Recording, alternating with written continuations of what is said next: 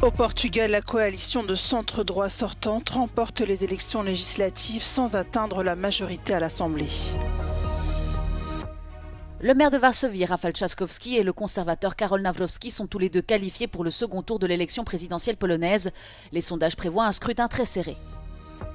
Quelques 100 000 personnes ont tracé une gigantesque ligne rouge à La Haye pour dénoncer la complicité du gouvernement néerlandais dans ce qu'elle qualifie de génocide à Gaza.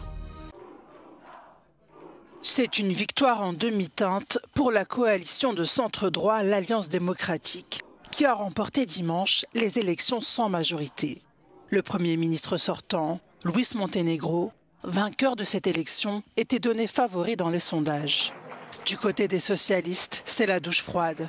Le parti enregistre son plus mauvais score et perd 19 sièges. Son chef, Pedro Nuno Santos, a donné sa démission, tout en promettant de ne plus se représenter à sa tête. Le Parti socialiste a désormais 58 sièges, tout comme le parti d'extrême droite Chega.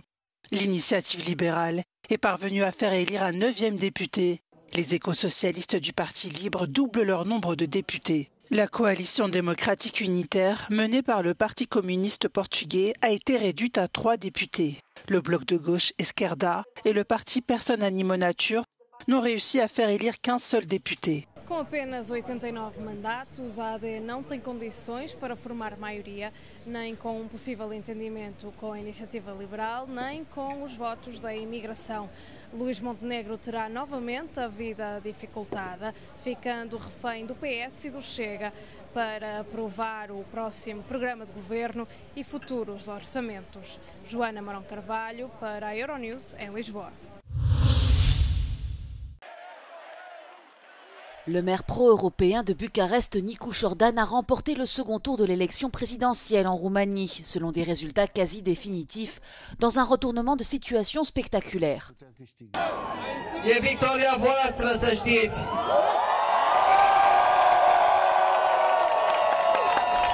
E victoria mii și mii de oameni care au făcut campanie zilele astea, care au crezut că România poate să se schimbe în direcția corectă.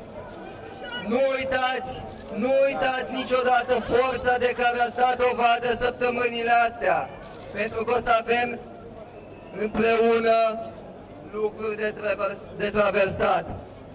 Après le dépouillement de plus de 90% des bulletins, le candidat centriste a recueilli près de 54% des suffrages, contre 46% pour le chef du parti nationaliste AUR, George Simion. Vreau să mulțumesc celor peste 5 milioane de români care și-au pus încrederea în mine. Nu îi voi dezamăgi, nu există un lucru mai de preț pentru mine decât încrederea lor. Am fost singuri împotriva unui întreg sistem, singuri împotriva tuturor. Sunt mândru de voi și sper că v-am reprezentat cu cinste. George Simion, un souverainiste fervent admirateur de Donald Trump, avait largement dominé le premier tour le 4 mai, avec près de 41% des voix, le double de son adversaire. Mais de nombreux Roumains se sont mobilisés entre-temps pour renverser la donne d'un scrutin présenté comme crucial pour l'avenir européen de ce pays voisin de l'Ukraine, 5 mois après la rarissime annulation d'un scrutin entaché de soupçons d'ingérence russe. Wybuch radości miał miejsce w sztabach Rafała Trzaskowskiego i Karola Nawrockiego, którzy przychodzą do drugiej tury wyborów prezydenckich. Idziemy po zwycięstwo, krzyczał Rafał Trzaskowski w swoim sztabie po usłyszeniu pierwszych wyników. Podziękował wszystkim swoim wyborcom i przekonywał do oddania na siebie głosu niezdecydowanych. Idę po zwycięstwo właśnie dla tych wszystkich, którzy byli przez PiS atakowani. Dla kobiet. Idę po zwycięstwo dla lekarzy i lekarek. Idę po zwycięstwo dla nauczycieli i nauczycielek, bo oni wszyscy byli przez PiS atakowani. Idę po zwycięstwo dla seniorów i seniorek. Trzaskowski nie wystąpił w Warszawie, gdzie mieszka i którego miasta jest obecnie prezydentem. Chciał pokazać, że wszyscy wyborcy są ważni, że byłby prezydentem wszystkich Polaków. Z Sandomierza od razu rusza do Tarnobrzega, kontynuując kampanię. Karol Nawrocki, popierany przez PiS, wystąpił natomiast w swoim rodzinnym Gdańsku, w historycznie ważnej dla Solidarności sali BHP na terenie Stoczni Gdańskiej. Tam również wybuchła wielka euforia. Sam kandydat był w doskonałym nastroju i przekonywał, że jest gotowy na zwycięstwo i pełen nadziei. Nie mam, drodzy Państwo, tak jak ma Rafał Trzaskowski, politycznej dyscypliny, politycznych briefów i zobowiązań wobec swojego szefa, który chce domknąć monopol władzy. W sondażach Nawrocki i Trzaskowski idą łeb w łeb. Nie ma tu pewnego wygranego w drugiej turze. Jeszcze wszystko może się wydarzyć. Z Warszawy dla Euronews Marcelina Burzec.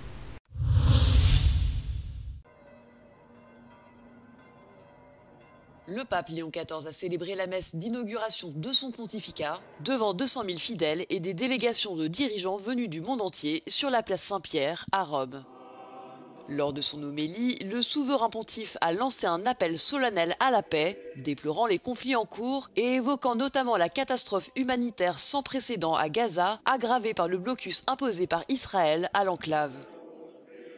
Non possiamo dimenticare I fratelli e le sorelle che soffrono a causa delle guerre. A Gaza, I bambini, le famiglie, gli anziani sopravvissuti sono ridotti alla fame. Le pape a également évoqué la guerre civile qui ravage la Birmanie ainsi que le conflit en Ukraine.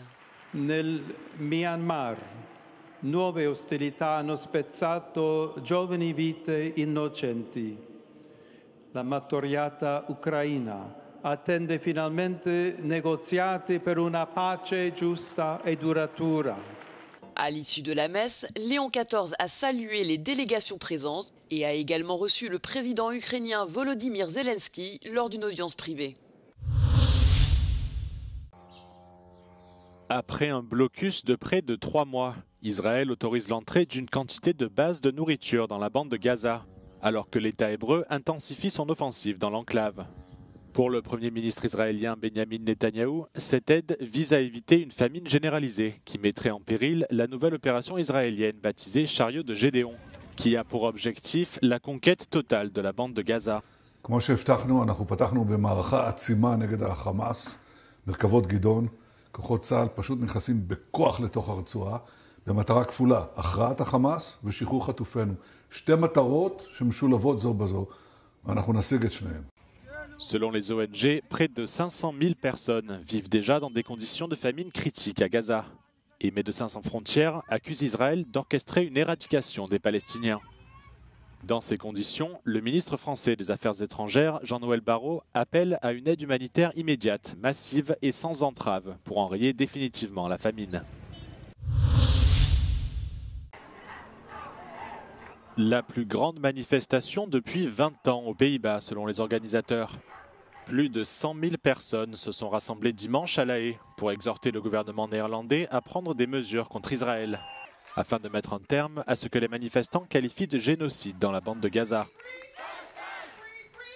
Les participants vêtus de rouge ont parcouru une boucle de 5 km autour du centre-ville de La Haye, afin de créer symboliquement une ligne rouge, comme celle qu'ils accusent le gouvernement de franchir en soutenant Israël.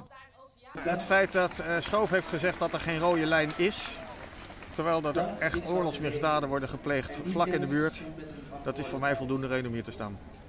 Ja, ik heb nog nooit gedemonstreerd, het is de eerste keer. In uw leven? In mijn leven. En waarom nu wel?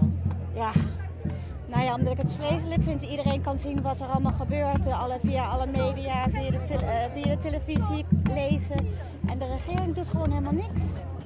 La marche est passée devant le Palais de la Paix, où les juges de la Cour internationale de justice ont ordonné l'an dernier aux autorités israéliennes de faire tout leur possible pour empêcher la mort, la destruction et tout acte de génocide à Gaza.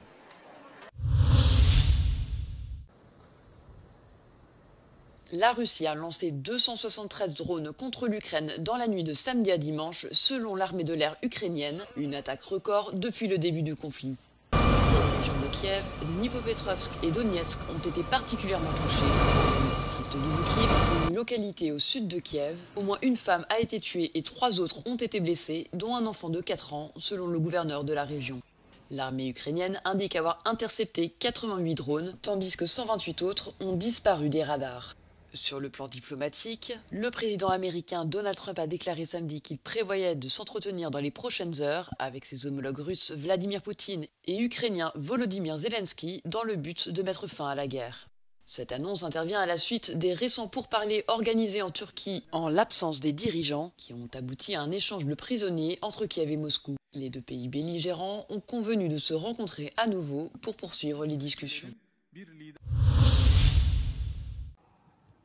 En marge de la messe d'inauguration du pape Léon XIV à Rome, la première ministre italienne Giorgia Meloni a reçu le vice-président américain J.D. Vance ainsi que la présidente de la Commission européenne Ursula von der Leyen. Une rencontre visant à faire progresser les négociations commerciales entre Bruxelles et Washington. Si Ursula von der Leyen a appelé à un nouveau départ dans les relations transatlantiques, l'ancien colistier de Donald Trump a reconnu l'importance de l'Europe en tant qu'allié, tout en admettant que des différends subsistent sur les questions commerciales. Europe is an important ally of the United States. The individual countries within Europe are important allies of the United States. But of course we have some disagreements, as friends sometimes do, on issues like trade. Ursula von der Leyen a saisi l'occasion de cette réunion pour orienter les débats vers le dossier ukrainien, saluant les initiatives américaines pour parvenir à la paix. Les échanges ont également porté sur les efforts engagés par l'UE en matière de sécurité. Ursula von der Leyen a rappelé le plan de réarmement de 800 milliards d'euros annoncé par Bruxelles en mars dernier. C'est devant cette clinique spécialisée dans la fertilité qu'une explosion meurtrière a eu lieu à Palm Springs, en Californie. Bilan 1 mort et 4 blessés. La détonation a endommagé la façade de l'immeuble, les vitres des fenêtres se sont brisées et les tuiles ont été soufflées. D'après le FBI, il s'agirait d'un attentat terroriste. L'enquête a révélé que l'explosion provenait d'un véhicule ayant été aperçu dans un parking proche de la clinique. Selon les forces de l'ordre, un fusil d'assaut a été retrouvé sur les lieux. Les autorités procèdent à l'identification de la personne tuée.